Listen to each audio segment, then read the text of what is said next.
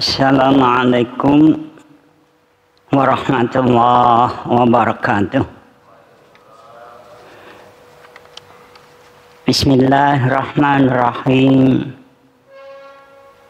Alhamdulillahi rabbil alamin. Wa bihi nasta'in ala umuri dunya waddin. Wassalatu wassalamu ala asyrafil anbiya wal mursalin. Nabiyina Muhammadin wa ala alihi wa ashabihi ajma'in. Amma ba'd, faqad qala Allah ta'ala fil Qur'anil 'azim, a'udzu billahi minasyaitonir rajim. Innal ladzina yuhibbuna an tashi'al fahishatu fil ladzina amanu lahum 'adzabun alim fid dunya wal akhirah. Wallahu ya'lam wa antum la ta'lamun. Shadaqallahul azim. Para ibu, para bapak, turunnya ayat ini berkenaan adanya satu peristiwa ketika Rasulullah SAW bepergian bersama istrinya yaitu Aisyah. Begitu pulang dari bepergian itu, di tengah jalan Aisyah itu kehilangan kalungnya. Maka Aisyah itu langsung turun dari onta tanpa memberitahu yang lain. Rombongan tidak tahu kalau Aisyah itu turun. Langsung saja ditinggal sampai ke Madinah. Sehingga Aisyah itu tertinggal di tengah jalan sendirian. Kok dilalah ada sahabat yang tertinggal, namanya Sofwan. Mereka berdua bertemu, sama-sama kaget. Sofwan kaget karena perempuan itu adalah Aisyah, istri Rasulullah. Aisyah juga kaget karena Sofwan itu bukan muhrim, orang lain. Maka untuk menghargai dan menjaga aurat, maka Aisyah itu dipersilakan naik ke ontanya, sedangkan Sofwan itu ngalahi jalan kaki. Bayangkan betapa perjuangan Sofwan itu mengantar sampai tiba di Madinah. Namun apa yang terjadi? Ketika tiba di Madinah maka tersebarlah fitnah bahwa Sofwan itu ada main dengan Aisyah. Siapa penyebar berita ini? Yaitu seorang munafik namanya Abdullah bin Ubay. Ini seorang munafik yang terkenal sejak dulu ya. Selalu mengacau. Nah, berita ini tersebar ke seluruh kota. Hampir Rasulullah itu percaya. Sampai Aisyah itu didiamkan. Kata orang Gresik apa ya, dak diwawu, ya dienengno sampai beberapa hari. Maka turunlah Al-Quran yaitu surat An-Nur. Dalam surat itu diceritakan berpanjang-panjang bahwa Aisyah itu masih suci. Nah, para ibu, para bapak, dari peristiwa ini dapat kita paham bahwa rahasia aib itu jangan disebarluaskan. Apalagi masih kabar burung, belum jelas. Lah, mengapa kok fitnah itu berkembang seluruh kota sampai semua orang dengar? Nah, inilah yang dikecam oleh ayat ini. Orang yang suka menyebar-nyebar fitnah itu besok diadab oleh Allah. Nah, ini merupakan pelajaran buat kita. Jadi pengertiannya, kita dilarang menyiarkan rahasia orang lain. Ya, Justru kita dianjurkan menutup rahasia. Nah, walaupun para ibu, para bapak, rahasia itu rahasia kita sendiri. Kok kita buka-buka sendiri, itu pun tidak boleh. Sampai pun orang mati, aibnya tidak boleh kita buka. Ya, kita bisa lihat di dalam beberapa hadis di sini disebutkan, man satara an muslimin satarahullahu fid dunya wal akhirah. Rawahu Muslim wa Abu Dawud. Barang siapa menutup rahasia seorang muslim, maka Allah akan menutup rahasianya di dunia dan akhirat.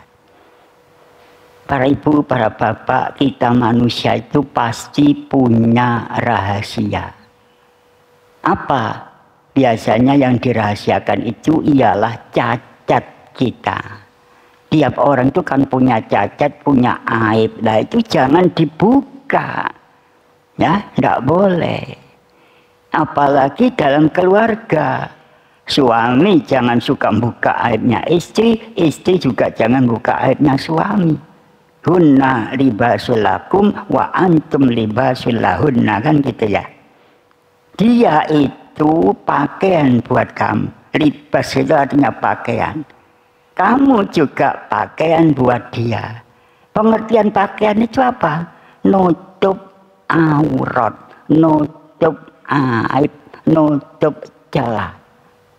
Jadi kelemahan istri kita jangan dibongkar, diceritakan orang, demikian pun sebaliknya. Ya, jadi mari kita berupaya nutup rahasia orang lain, jangan malah dibuka. Ya. Sampai-sampai Rasulullah SAW itu mengatakan, kalau ada orang berupaya mencuri-curi pandang, buka rahasia rumah tangga kita dengan mengintip, kata Nabi, orang itu diculak matanya tidak apa-apa, sampai begitu ya. Di sini disebutkan, manit tala'a fi baiti qaumin bi ghairi idnihim faqad halalahum ayyabqa'u an aynahu. Rawahul Bukhari wa Muslim. Barang siapa mencuri pandang tadinya yang ngintip, ya. Kita sedang mandi di dalam kamar mandi lantas diintip.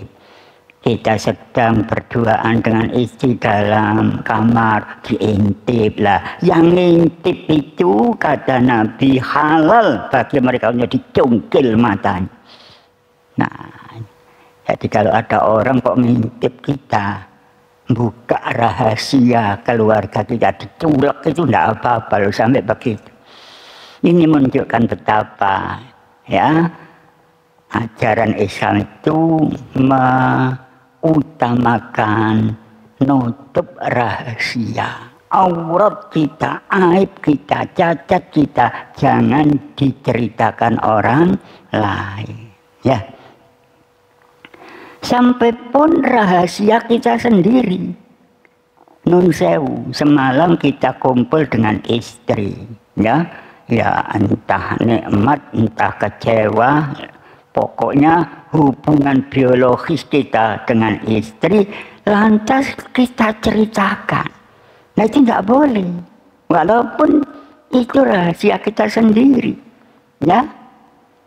Inna min asyarrin nas 'indallahi manzilata yaumal qiyamah ar-rajulu yufdi ilal mar'ah wa tufdi ilaihi summa yansyuru sirraha. Rawahul Bukhari.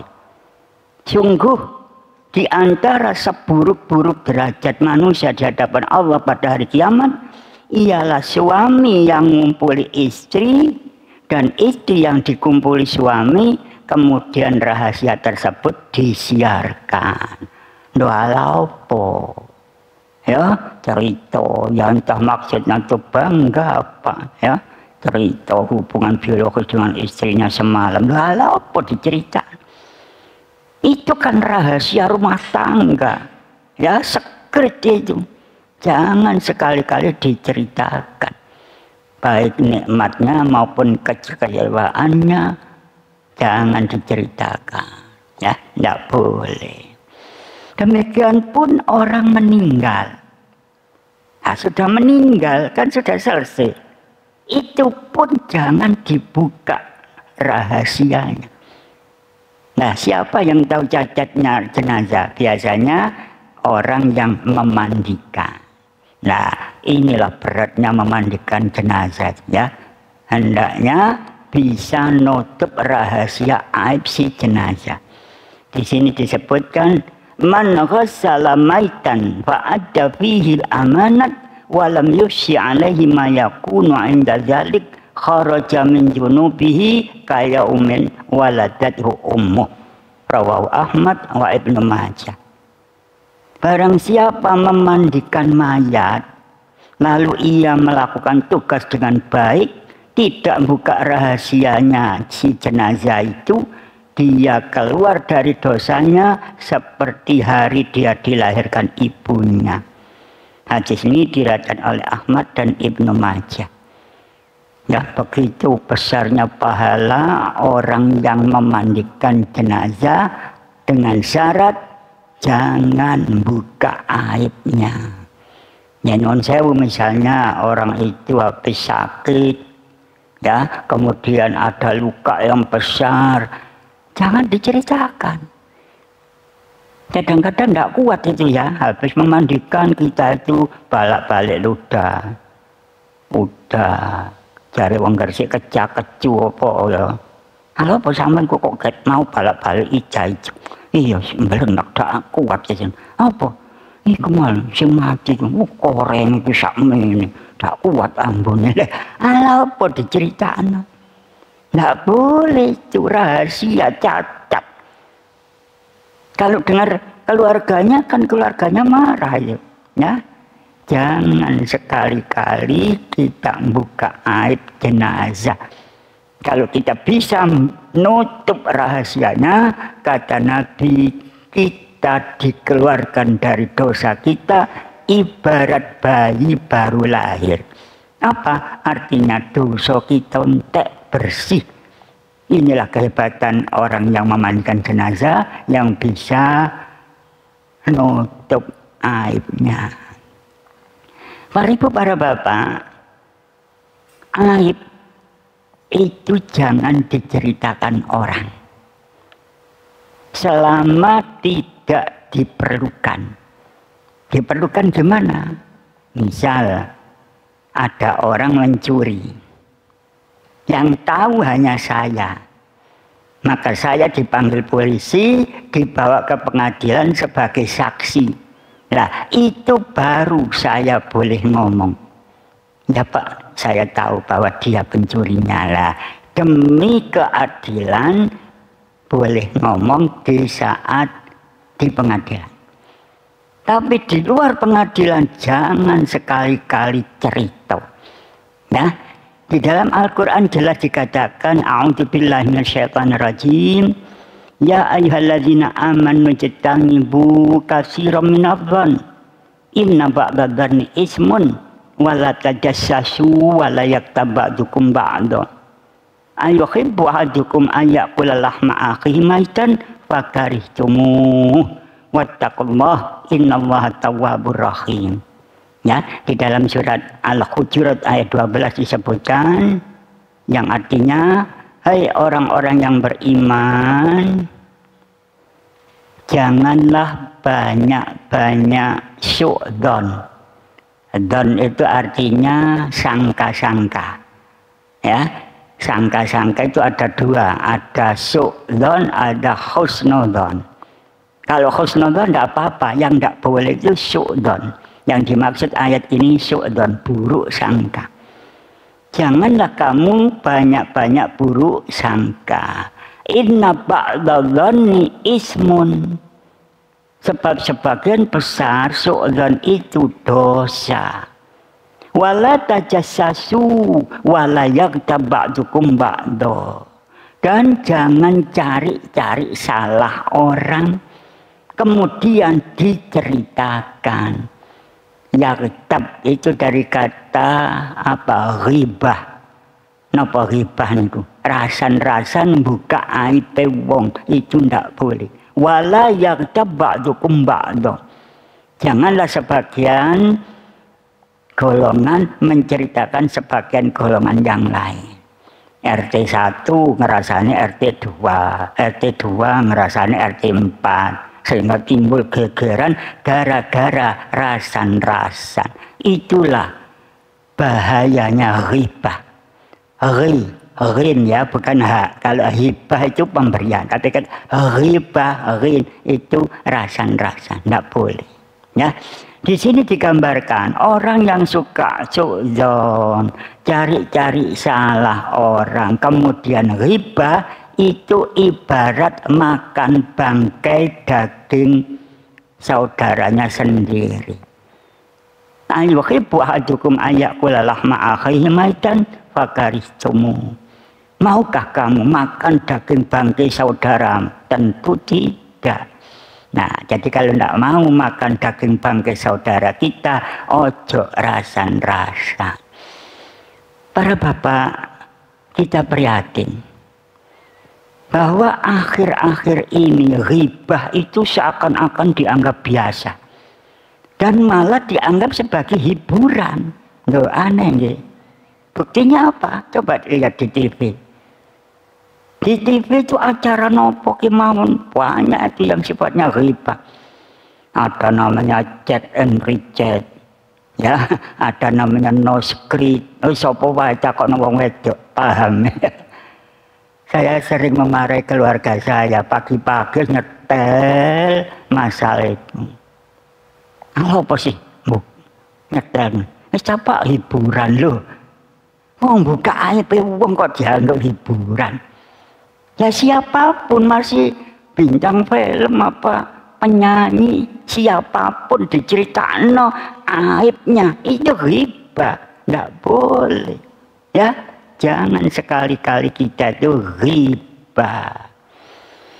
Kalau memang ada salah seorang teman kita kok berbuat yang tidak baik, ya kita nasihati. Caranya 4 mata. Jangan diceritakan ngalor itu. Ya, dijak omong sing enak, neng sepurane ning ya sing nek ngeling noto. Sampeyan durung bayar arisan ya. Oh iya neng. Nah, orang kan lebih senang terbuka dinasihati daripada kita cerita ngalor ngidul. Oh anehku durung bayar arisan ping 10. Kira-kira wong e krungu ya apa? Ya mangkel dah. Walare awake di dol ngalor ngidul. Jangan sekali-kali buka rahasia orang lantas diceritakan pada orang lain. Ini berbahaya. Saya ulang, kita boleh buka rahasia seseorang itu kalau diperlukan di pengadilan. Saya dipanggil sebagai saksi, baru boleh saya ngomong. Nggih Pak, ini memang pencurinya, saya tahu. Nah, di luar pengadilan jangan sekali-kali kita ngomong buka aib cacat orang lain. Siapa sih di antara kita yang tidak punya cacat? Pasti punya. Oh, namanya manusia nih. Al-insan mahalul khata' wan nisyan. Manusia itu tempatnya salah, tempatnya lupa. Lah kalau tidak pernah salah, tidak pernah lupa, bukan manusia itu nih. Kita manusia itu pasti pernah punya salah, punya khilaf. Lah maka maafkan dan jangan dibuka rahasianya itu. Ya, kalau kita bisa nutup rahasia itu, maka besok di hari akhir rahasia kita juga ditutup oleh Allah. Inilah para ibu, para bapak, sekilas apa yang bisa saya sampaikan. Jadi kesimpulannya, jangan suka buka aib orang lain, apalagi belum jelas. Masih berita burung, lantas kita ikut-ikut menyiarkan. Ini jangan. Na'udzubillah. Demikian kurang lebihnya akhir kalam. Assalamualaikum warahmatullahi wabarakatuh.